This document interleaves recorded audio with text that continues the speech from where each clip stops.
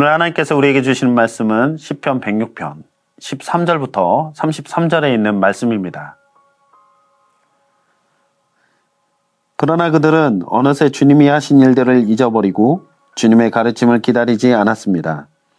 그들은 광야에서 욕심을 크게 내었고 사막에서는 하나님을 시험하기까지 하였습니다. 그래서 주님께서는 그들이 요구한 것을 주셨지만 그 영혼을 파리하게 하셨습니다. 그들은 또한 진 한가운데에서도 모세를 질투하고 주님의 거룩한 자 아론을 시기하였습니다. 마침내 땅이 입을 벌려 다단을 삼키고 아비람의 무리를 덮어버렸습니다. 불이 그들의 무리를 불사르고 불꽃이 악인들을 삼켜버렸습니다. 그들은 호렙에서 송아지 우상을 만들고 부어 만든 우상을 보고 절을 하였습니다. 그들은 자기들의 영광이 되신 분을 풀을 먹는 소의 형상과 바꾸어 버렸습니다.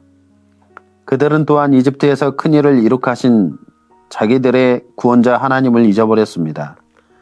함의 땅에서 행하신 놀라운 이적들도 홍해에서 행하신 두려운 일들도 그들은 모두 잊어버렸습니다. 그래서 주님께서는 그들을 멸망시키겠다고 선언하셨으나 주님께서 택하신 모세가 감히 주님 앞에 나아가 그 갈라진 틈에 서서 파멸의 분노를 거두어 드리게 하셨습니다. 그들은 주님께서 주신 그 낙토를 천하게 여기고 주님의 약속을 믿지 않았습니다. 그들은 장막에서 불평만 하면서 주님의 말씀에 순종하지 않았습니다.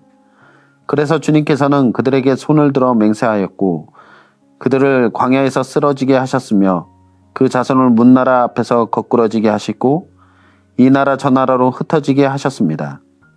그들은 또 바알볼과 짝하고 죽은 자에게 바친 제사 음식을 먹었습니다. 이러한 행실로 그들은 하나님을 경노하게 하여서 재앙이 그들에게 들이닥쳤습니다. 그때 비느하스가 일어나서 심판을 집행하니 재앙이 그쳤습니다. 이 일은 대대로 길이길이 비느하스의 의로 인정되었습니다. 그들이 또 무리바 물가에서 주님을 노하시게 하였으므로 이 일로 모세까지 화를 입었으니 그들이 모세의 기분을 상하게 하여 모세가 망령되이 말을 하였기 때문입니다. 사랑하는 우리 미랄교회 성도 여러분들, 우리의 믿음의 삶을 우리가 가만히 돌이켜보면 우리가 무너질 때는 의외로 어떤 큰 사건이나 문제 때문이 아닐 때가 있습니다. 큰 시험이나 엄청난 유혹이 있었던 것이 아닌데 잔잔하고 조용하며 일상적인 순간 속에서 살아가다 문득 돌이켜보면 신앙에서 떨어져 있고 무너져 있는 모습을 발견할 때가 있습니다. 성경은 그 이유를 아주 단순하게 말하죠. 오늘 본문은 13절에서 이렇게 말합니다. 그러나 그들은 어느새 주님이 하신 일들을 잊어버리고 주님의 가르침을 기다리지 않았습니다. 어느새 이 말은 신앙의 무너짐이 얼마나 서서히 그리고 은밀하게 찾아오는지를 우리에게 보여주죠. 우리의 믿음의 삶이 무너지고 있을 때 우리는 눈치채지 못할 때가 많이 있습니다. 그래서 이미 무너지고 난 뒤에야 깨닫게 되는 것이죠. 오늘 본문에서도 보면 이스라엘 백성들이 하나님의 은혜를 망각하여 행했던 내용들이 나오는데 여러분들도 잘 아시는 바와 같이 이스라엘 백성들은 하나님을 몰랐던 민족이 아니었습니다. 그들은 홍해를 마른 땅으로 건넜던 사람들이고 그리고 광야에서 40여 년간 하나님의 공급으로 만나와 메추라기로 생명을 유지했던 사람들입니다. 밤의 불기둥과 낮의 구름기둥으로 하나님의 인도와 보호하심을 매일의 삶 속에서 체험하는 그런 인생들이었고 하늘에서 내리는 기적을 날마다 눈으로 보았던 사람들이었습니다. 그런데도 그들은 어느새 잊었습니다. 죄는 무지에서 시작되지 않습니다. 망각에서 시작되는 것입니다. 하나님을 잊어버린 사람은 반드시 다른 것으로 자신을 채우고자 하기 때문입니다. 칼빈이 그렇게 말하지 않습니까? 각 사람의 마음에는 종교의 씨앗이 있기 때문에 누군가를 의존하게 되는 것이다. 그 의존이 하나님이 아니게 될 때 사람들은 다른 의지할 대상들을 찾게 됩니다. 그래서 이스라엘 사람들은 기다리지 못했습니다. 하나님의 때를 신뢰하지 못하고 자기 욕망을 앞세웠습니다. 광야에서 그들은 배고픔보다 더 큰 갈증을 느꼈습니다. 그것은 음식이 아니라 자기 욕망을 채우고 싶은 갈증이었습니다. 그리고 결국 오늘 본문 15절에 이렇게 말하죠. 그래서 주님께서 그들이 요구한 것을 주셨지만 그 영혼을 파리하게 하셨습니다. 이 말씀 앞에 서면 우리는 잠시 멈출 수밖에 없죠. 우리는 보통 하나님이 주시면 축복이라고 생각하지 않습니까? 기도가 응답된 것 같으면 모두 은혜라고 말합니다. 그러나 오늘 말씀은 우리에게 한 가지 사실을 깨닫게 해주십니다. 어떤 때 그 이루어짐 자체가 우리 영혼의 병이 될 수 있다는 사실입니다. 원하는 것을 다 가졌는데 이상하게 마음은 더 공허해지는 그런 경험. 우리도 한 번쯤 해보지 않았습니까? 왜 그럴까요? 하나님 없이 얻는 것은 결국 우리를 살리지 못하기 때문입니다. 하나님을 잊어버린 사람은 결국 하나님이 있어야 할 마음의 다른 것으로 바꿔지기 때문입니다. 이스라엘은 호렙산에서 금송아지를 만들었죠. 이 장면은 단순한 우상숭배가 아닙니다. 이것은 보이지 않는 하나님을 내가 통제할 수 있는 존재로 바꾸려는 시도였습니다. 하나님을 믿고 신뢰하며 믿음 안에서 섬기려는 것이 아니라 하나님을 자기의 뜻 안에서 뜻대로 다루려는 것이었습니다. 사랑하는 우리 미라교회 성도 여러분들, 우리의 삶도 돌이켜보면 이러한 시도들이 있지 않았습니까? 하나님을 믿는다고 말하지만 사실은 하나님을 내 삶의 도구처럼 사용할 때가 있었습니다. 내 계획이 이루어지면 하나님이 좋은 분이시고 내 뜻이 막히면 하나님을 원망합니다. 그 순간 우리는 어느새 하나님을 잊은 존재가 되는 것입니다. 그렇게 망각은 점점 깊어집니다.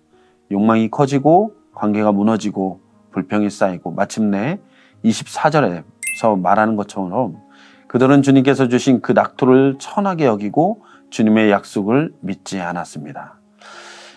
믿음이 무너진 사람의 특징은 이것입니다. 하나님이 주신 것이 그 가치를 모르게 되는 것이죠.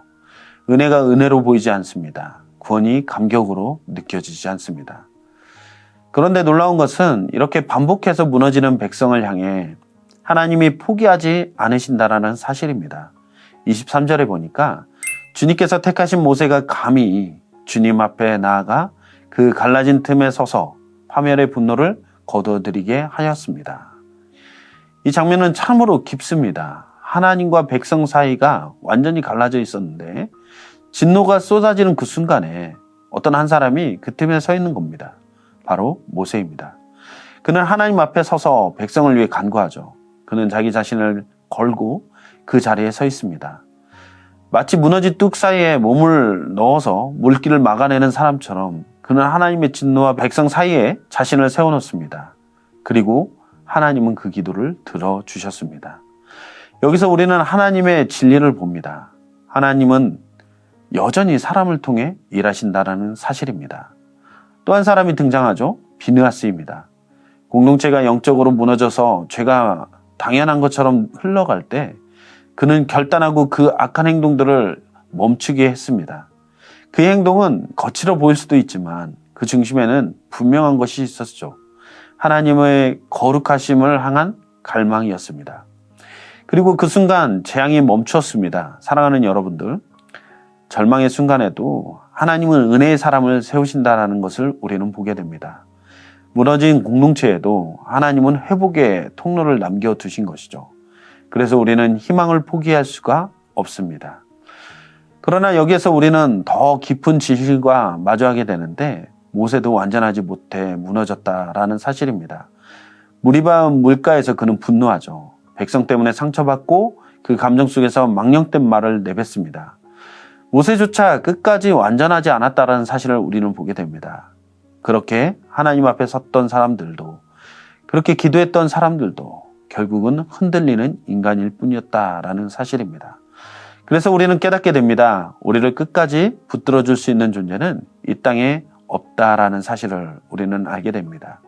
그리고 그제야 비로소 우리는 한 분을 바라보게 되는 것이죠. 우리 주 예수 그리스도입니다. 예수 그리스도는 모세처럼 튼에 서신 분이시지만 그 자리를 끝까지 지키신 분이십니다. 그분은 십자가 위에서 하나님의 진노와 우리 사이에 서 있으셨습니다. 그리고 물러서지 않으셨습니다.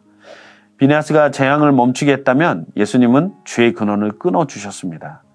일시적인 회복이 아니라 영원한 구원을 우리에게 허락하신 것입니다. 사랑하는 미라교회 성도 여러분들, 우리는 여전히 잊어버립니다. 여전히 넘어집니다.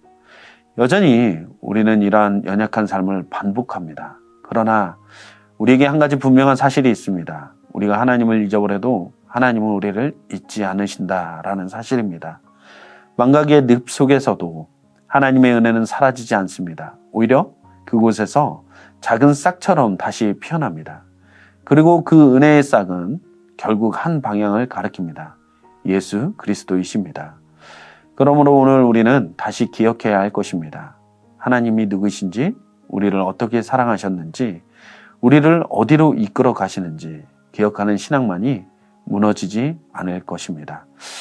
이 모든 은혜의 중심에는 예수 그리스도가 계십니다. 오늘도 주님을 바라보며 어느새 우리 안에 들어와 있는 하나님의 은혜를 그런 망각하는 삶에서 떠나서 우리 주 예수 그리스도를 바라보며 믿음으로 오늘도 영적인 승리를 맛보며 살아가는 우리 미랄교회 모든 성도님들의 하루하루의 삶이 되기를 간절히 소망합니다. 기도하시겠습니다.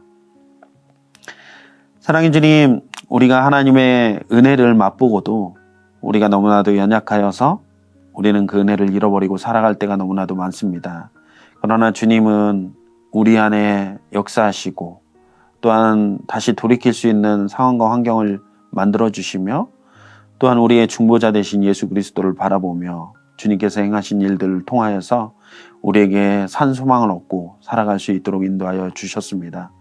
오늘도 아버지 하나님 하루의 삶 가운데 우리 미랄교회 모든 성도님들 주님을 바라보는 신앙 되게 해주시고 어떤 상황 가운데서도 나 자신을 바라봐 무너지는 인생이 아니라 주님께 소망을 두고 주님께서 행하신 그 갈라진 틈에 서서 우리와 하나님 사이를 연결하신 그 놀라운 은혜와 사랑을 기억하며 믿음 안에 살아갈 수 있는 우리 모든 성도님들의 삶이 될 수 있도록 주님 인도하여 주시옵소서. 이 모든 말씀을 우리 주 예수 그리스도의 이름으로 기도했습니다. 아멘.